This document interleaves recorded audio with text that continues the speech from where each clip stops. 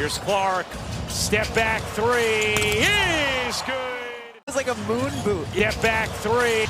Little surprise it didn't take. We need to have a very serious and very direct conversation about what the Indiana Fever just did in their road game against the Toronto Tempo, because the 101-95 victory was one of the most dramatic, nerve-wracking, and frankly revealing wins this franchise has produced all season. This game contained individual milestones that extend historical records, a heated confrontation that nobody expected from Kelsey Mitchell, a significant injury concern that has the basketball community genuinely worried about what comes next, and the kind of late-game near collapse that should be keeping the coaching staff up at night even while celebrating a road victory. Let us start with Caitlin Clark, because her performance deserves full and complete acknowledgement before anything else enters this conversation. Clark finished with 24 points, going 7 of 16 from the field and 4 of 9 from three-point range. The 4 three-pointers are worth highlighting specifically because her recent stretch had been producing approximately 2 three-point makes per game, and seeing her connect on 4 in a single road game reflects a shooting performance suggesting the long-range accuracy is continuing to develop back toward the elite efficiency her historical numbers represent. She also extended the longest streak in WNBA history of games with 20 or more points and 5 or more assists, adding another entry to a record that continues growing every time she steps on the floor and competes at this sustained level. Clark received a notable and genuine reception from fans at the away venue, which reflects the commercial and cultural reality that has been building around her throughout this entire era. This is not an Indiana phenomenon confined to home games. It is a Caitlin Clark phenomenon that extends to every arena she enters, regardless of geography or competitive context. When she gets introduced at a road venue and the response reflects authentic audience investment, it communicates exactly what this player generates everywhere she goes, the kind of organic fan connection that no marketing campaign can manufacture and no broadcast framing can diminish. Now let us talk about what happened between Kelsey Mitchell and Marina Mabrey, because this confrontation was genuinely unexpected and reflected a level of competitive heat that nobody saw coming from Mitchell specifically. Mitchell got into a direct physical and verbal confrontation with Mabrey during this game that involved her putting her finger directly in Mabrey's face. That kind of gesture carries a specific and unmistakable meaning in competitive basketball. When someone puts their finger in your face during a game, they are not being casual or performative. They are sending a clear message that something has crossed a line, and they are no longer going to absorb it without a direct and visible response. Mitchell, who is generally not known for losing her composure or getting drawn into this kind of confrontational moment, was fully engaged and fully serious in this exchange. The competitive intensity was genuine. There was nothing theatrical about the interaction. Observers watching the footage noted that Mitchell's reaction reflected authentic competitive investment, rather than calculated showmanship designed to fire up teammates or generate a call. Mabrey has built a reputation throughout her professional career as a player who competes with an edge that can provoke responses from opponents. She plays with a style that generates friction, and the confrontation between her and Mitchell became one of the more discussed moments from this game beyond the actual basketball outcomes. Mitchell was not backing down. She was not pretending to be unbothered. She was genuinely bothered, and she made that visible, direct, and unambiguous in the way that players communicate when they want to make absolutely certain the message is received and understood. The competitive fire that the Mabrey confrontation revealed in Mitchell is actually significant context for understanding what came next, which was the most concerning development from this entire game. Mitchell left the game before the fourth quarter began and did not return for any of the final period. She played 0 minutes of the fourth quarter of a game that Indiana nearly lost despite holding a 17-point lead at one point. Let that sit in its full and complete weight. Mitchell's departure happened as this game was in the process of becoming genuinely competitive again after Indiana's substantial advantage began eroding rapidly, and the team had to finish this road game without one of its 2 primary offensive contributors in the final quarter when the outcome was still very much in question. The parallels being drawn to what happened during last season's playoff run are pointed and entirely legitimate. Mitchell experienced a significant physical situation during last year's postseason that affected Indiana's competitive trajectory in ways the franchise has been trying to process and address ever since.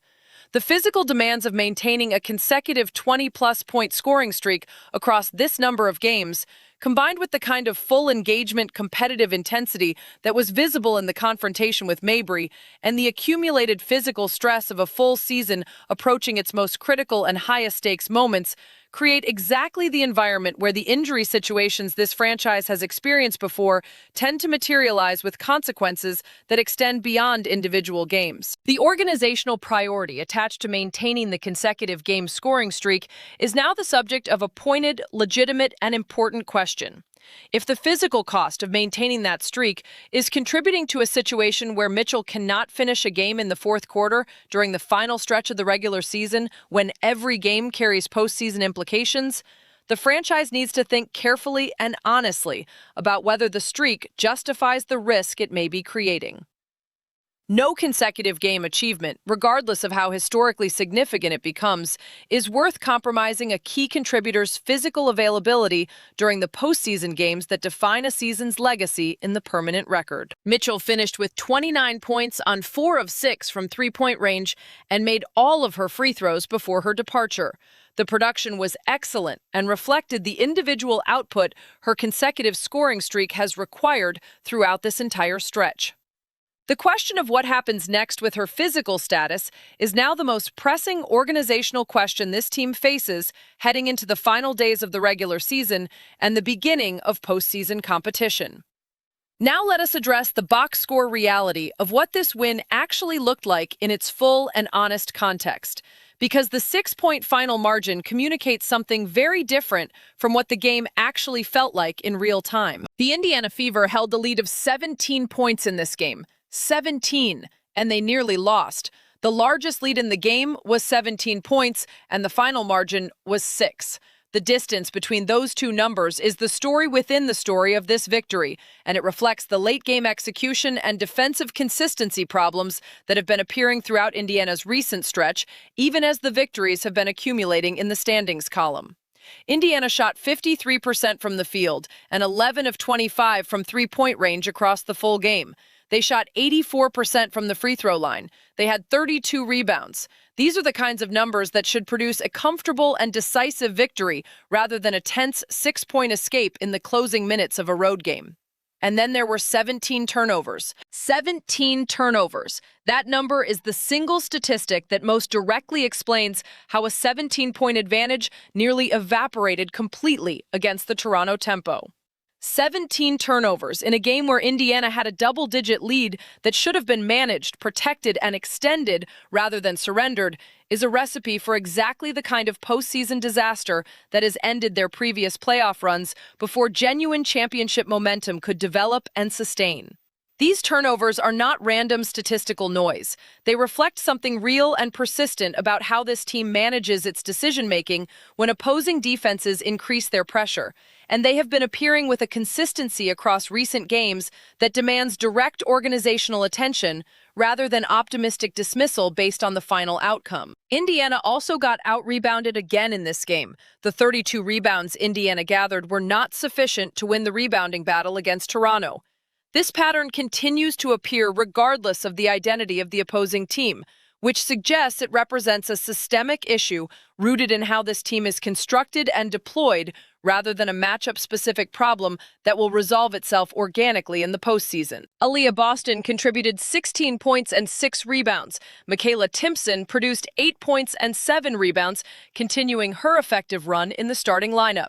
The 7 rebounds from Timpson are specifically meaningful because Indiana has been losing the rebounding battle consistently, and the interior presence she brings has been one of the more positive structural developments of this second-half stretch.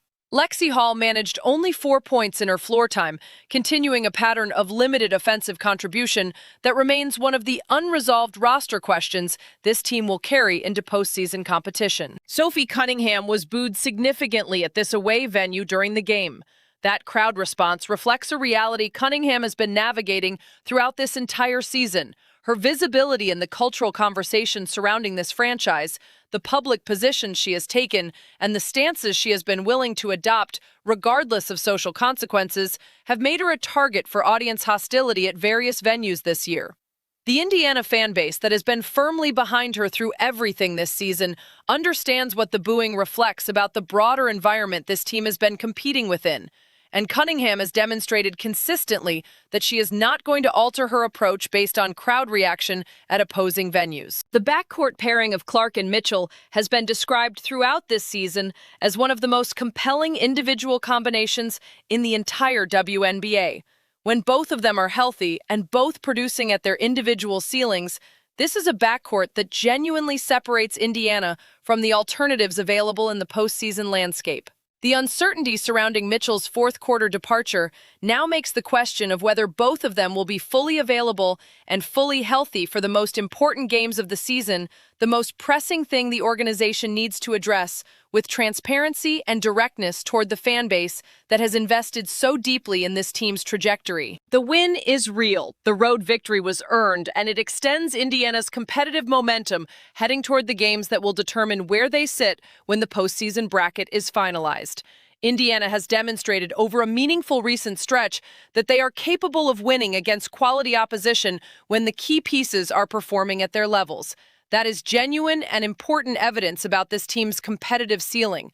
But the 17 turnovers, the 17-point lead that nearly became a loss, the Mitchell injury concern resulting in a 0-minute equally relevant to an honest assessment of where this franchise stands. Mitchell's health going forward is now the most significant variable in Indiana's postseason outlook. The consecutive scoring streak is impressive and reflects genuine individual achievement. But the basketball community watching what happened in the fourth quarter is asking the obvious and necessary question about whether the organizational priority attached to maintaining that streak is compatible with the physical preservation of a player whose full health is essential to what this team is trying to accomplish. Indiana won. Clark delivered 24 points, including 4 three-pointers, and extended her own WNBA historical record. Timpson contributed 7 rebounds. Mitchell hit 29 points, had a genuine and heated confrontation with Mabrey that revealed exactly how invested she is in this stretch, and then left before the fourth quarter and never came back. And 17 turnovers nearly gave away a 17-point lead. All of it happened in the same game. All of it matters for understanding exactly where this team is heading as the calendar turns toward its most consequential pages.